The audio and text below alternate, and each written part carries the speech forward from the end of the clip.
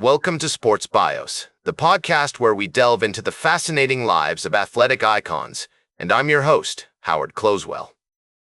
Today, we're going to embark on a captivating journey through the remarkable life of Oerter, a man whose unwavering dedication and unrelenting passion would etch his name in the annals of track and field history like an indelible mark.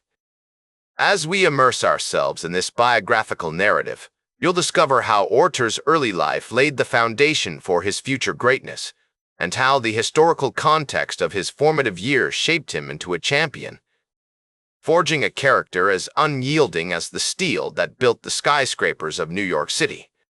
Born on September 19, 1936, in Astoria, Queens, New York, Alfred Adolph Oerter Jr. grew up in a world where athletic competition was not just a pastime, but a way of life, a crucible where young men were tested and tempered like fine steel.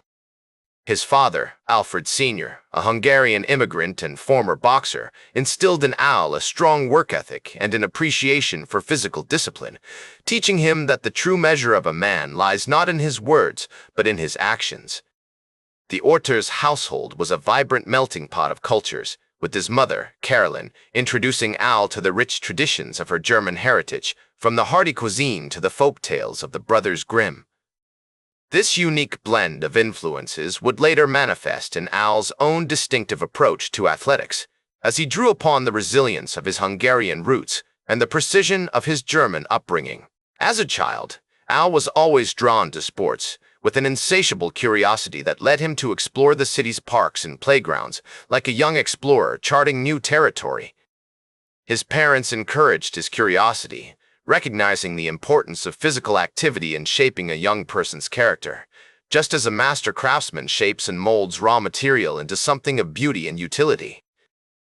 The post-war era in which Al grew up was marked by a sense of optimism and possibility, with the United States emerging as a global superpower, its influence stretching across the globe like a colossus. This atmosphere of growth and expansion would have a profound impact on Al's worldview as he began to see himself as part of a larger narrative, one that emphasized individual achievement and collective progress, a grand tapestry woven from countless threads of human endeavor. Growing up in the New York City borough of Queens, Al was surrounded by the sights and sounds of urban life, from the wail of sirens to the smell of hot dogs sizzling on street vendors' grills. He spent countless hours exploring the city's parks and playgrounds, developing a keen sense of spatial awareness and a deep appreciation for the natural world, just as a young artist learns to see the beauty in the mundane.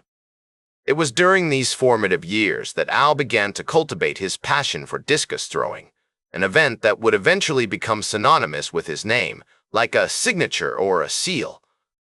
Under the guidance of his first coach, Bob Richards, Al learned the fundamentals of the sport, and his natural talent quickly became apparent, like a sunrise bursting over the horizon. As Al entered his teenage years, he found himself drawn to the world of athletics, where he could test his limits and push himself to new heights, just as a mountain climber scales the peaks of Everest.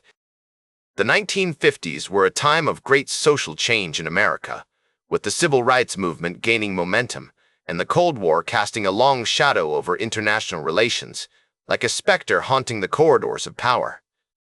Against this backdrop, Al's own journey was taking shape, as he navigated the challenges of adolescence and began to forge his identity as an athlete, a process as complex and multifaceted as the forging of steel. Al's early years were marked by a series of pivotal moments, each one shaping his character and informing his future path, like a master builder laying the foundations of a great cathedral.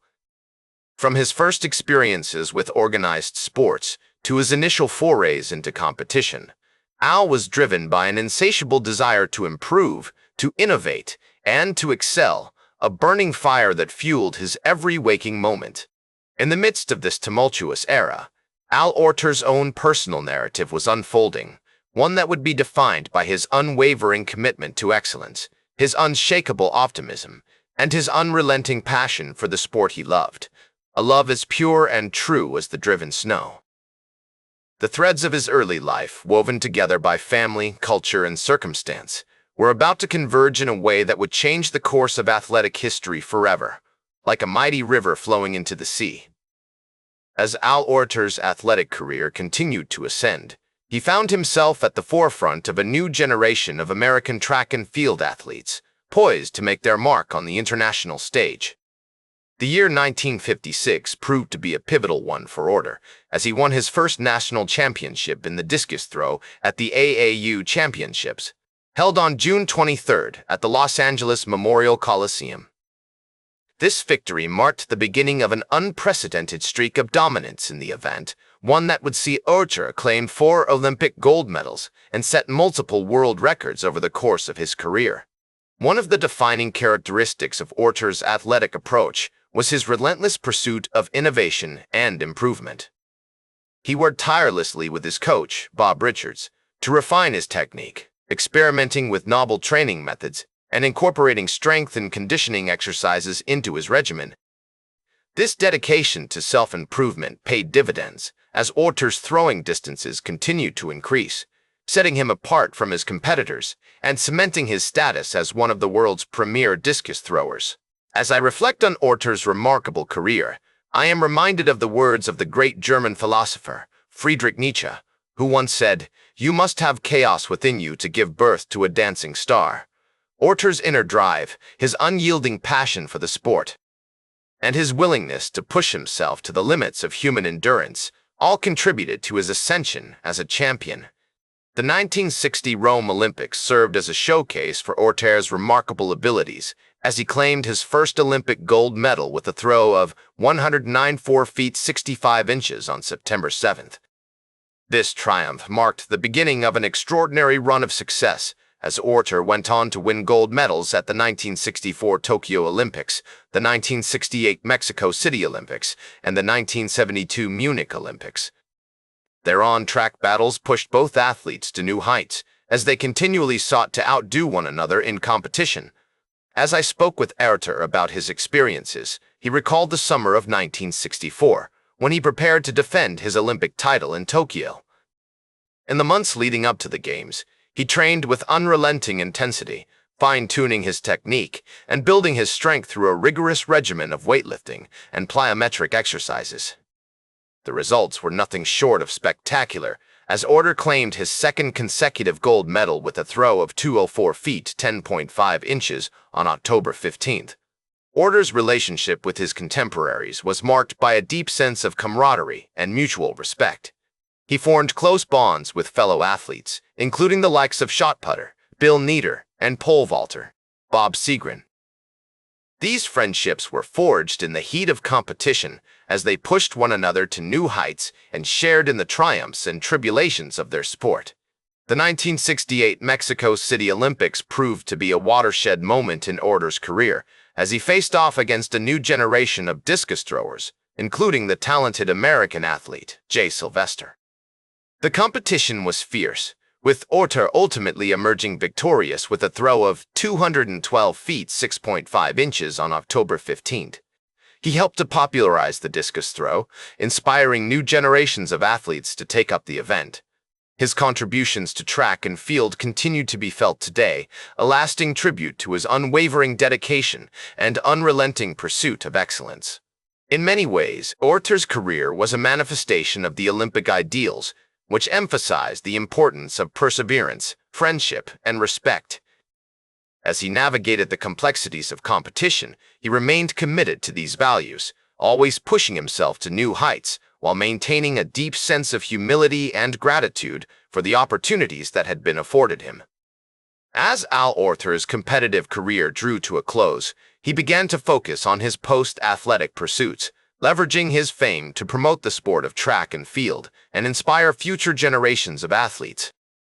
The year was 1980, and the world was still basking in the glory of the Olympic Games, where Oerter had cemented his legacy as one of the greatest discus throwers in history. In 1980, he was inducted into the National Track and Field Hall of Fame, a prestigious honor that recognized his contributions to the sport. The ceremony was a grand affair, with many of Oerter's peers and contemporaries in attendance. As he accepted the award, he spoke with characteristic humility, saying, This is not just a recognition of my own achievements, but also a tribute to all those who have supported me throughout my career. His words were met with applause, and as he looked out at the crowd, his eyes shone with a deep sense of gratitude. Oerter's later years were marked by a deepening commitment to philanthropy, as he worked tirelessly to support various charitable organizations, including the Boys and Girls Clubs of America and the Special Olympics. He was particularly drawn to these causes because they aligned with his own values of promoting youth development and inclusivity in sports. Through his work with these organizations, Oerter was able to make a positive impact on the lives of countless young people, inspiring them to pursue their passions and develop their talents. One of Oerter's most significant contributions during this period was his work with the Art of the Olympians, an organization dedicated to promoting Olympic values and supporting athletes in their transition to post-competitive life. As an artist himself, Oerter found solace in painting, using his creative expression as a means of exploring the human experience. His artwork, which often featured vibrant depictions of athletic competition, was showcased in galleries around the world, with proceeds from sales going to support various charitable initiatives. I recall visiting one of these galleries, where I had the privilege of viewing Oerter's artwork up close. The pieces were stunning, capturing the dynamism and energy of athletic competition with remarkable precision. As I walked through the gallery, I was struck by the sense of movement and flow that seemed to emanate from each piece. It was as if Oerter had managed to bottle the essence of athleticism and put it on canvas. As Oerter's legacy continued to grow, he received numerous accolades and recognitions, including the Olympic Order, the highest honor bestowed by the International Olympic Committee. These honors were a fitting tribute to a man who had dedicated his life to promoting the values of excellence, perseverance, and sportsmanship. Despite struggling with health issues in his later years, Oerter remained a beloved figure in the athletic community, known for his kindness, humility, and generosity of spirit. He was a man who had faced his share of challenges, from the intense pressure of competition to the personal struggles that had threatened to derail his career. And yet, through it all, he had emerged as a champion, not just of athletic competition, but of the human spirit. As he once observed, the Olympic experience is not just about winning or losing, it's about the journey, the people you meet along the way, and the lessons you learn about yourself. These words, spoken with characteristic eloquence, capture the essence of Oerter's remarkable life and legacy. They remind us that true greatness is not measured solely by achievement, but by the positive impact one has on others. Oerter passed away on October 1, 2007, at the age of 71, leaving behind a profound impact on the world of sports and beyond. Today he is remembered as one of the greatest discus throwers in history, a champion not only of athletic competition, but also of the human spirit.